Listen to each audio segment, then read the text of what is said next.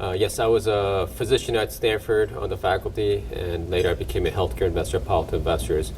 And what struck me was the fact that we have breathtaking advancements in sciences. We're helping patients live longer and stronger lives.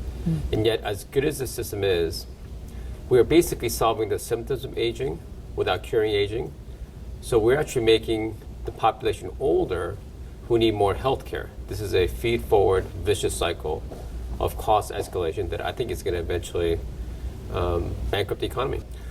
So the idea is to find the underlying cause of aging and see if we can fix the upstream source of aging such that people can be healthier a whole lot longer so they actually need less health care. Well, one theory of aging is that it's inevitable and it's just an accumulation of errors that we can do nothing about. But if you actually look at the different species, there's a huge variation on the declination of function. Some species are healthy for a long period of time and then suddenly undergo transformation, like salmon. They go upstream and they lay their eggs and they suddenly age very quickly and they die. And then there's species like certain jellyfish that seem to show no sign of senescence.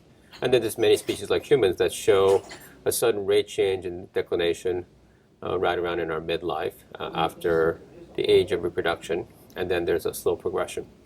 Is there something in the environment that causes aging? Maybe when you get too much grit in your lungs or foreign contaminants, it grinds your gears. There's always ecologic stress. Living is the constant battle against entropic stress. So does the environment cause aging? All the time, in fact, but what we are wired for, we've actually evolved ways to contend with all the ecological stresses. So I don't think the environment's causing aging per se, meaning there's always stress, there's always entropic forces, and we actually have capacity to contend against those entropic forces. But what appears at around 40, we start to relinquish those capacities. And so aging is the outcome of the ongoing stress that's always existed, but now with the dilapidation of our intrinsic homeostatic capacity. We all learned about something called homeostasis in biology class.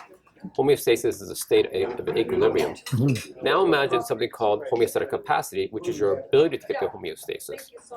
This is something we were never taught. So when we are young, we had high homeostatic capacity. That's what nature endowed in us, is the ability to get to homeostasis. And it's so effective that when we're 14, we don't even realize we have it. We just feel healthy. In fact, the real definition of health is the feeling of nothing. That's what we felt when we were 14. At my age, you feel something. You talk to my parents and they feel everything. That's a result of the lost homeostatic capacity. So once you turn 40, your body undergoes a phase change. All of a sudden, you start to lose homeostatic capacity and you can't do the things you used to be able to do. We're setting a new target for what aging research is, which is to increase homeostatic capacity instead of homeostasis. Right now, the current healthcare system tries to restore homeostasis. Meaning if your blood pressure is too high, we try to normalize it, right? That's what we do. But in fact, when you do that, you're actually causing system atrophy. So every drug we take, your body decompensates further. So you're actually undermining long-term homeostatic capacity. So our ask is for the field to restore homeostatic capacity instead of homeostasis so that you can be healthier on your own. Best example of this is exercise. When you exercise, you raise your blood pressure and your body's homeostatic capacity increases. That's why your blood pressure normalizes. So we want scientists to think in that way. How do you improve the body's capacity instead of improving the body's state? So what we're looking for is a way to essentially undo the aging process, let the body be healthy, and then let's see how long you can live and what you can accomplish in your lifetime. Is there a societal interest in enabling people to live as long as possible, considering we're already overcrowded?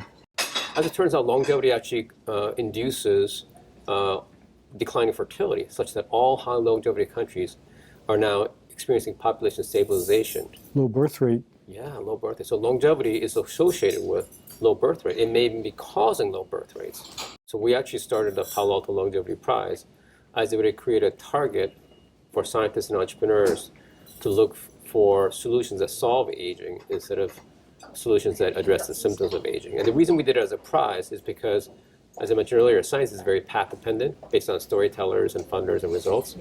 And it goes to wonderful places, but if you're trying to solve a very specific problem, you can't rely on that mechanism alone. Prizes are a way, it's the way nature works. You create a niche, you create a pot of money, and you let people compete for it. So it's a completely different way to in-source innovation. And that's why we launched it as a prize rather than as a grant.